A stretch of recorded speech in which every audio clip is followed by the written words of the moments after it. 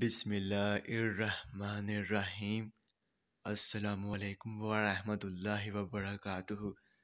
میرے تمام ویورز کو ہمارے چینل خوابوں کی تعبیر میں خوش آمدید ہے، اور میں امید کرتا ہوں کہ آپ سب خیریت سے ہوں گے۔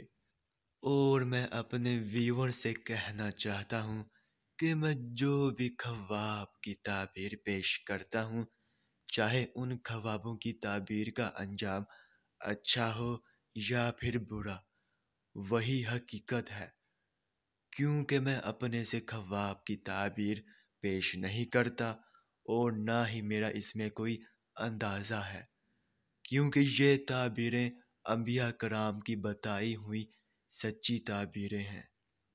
تو خواب کی تعبیر پیش کرنے سے پہلے میں آپ سے کہنا چاہتا ہوں کہ اگر آپ نے ابھی تک ہمارے چینل کو سبسکرائب نہیں کیا ہے تو سبسکرائب کر دیں، اور ساتھ میں گھنٹی کے نشان کو بھی دبا دیں، تاکہ آپ اپنے دیگر آنے والے خوابوں کی تعبیر جان سکیں۔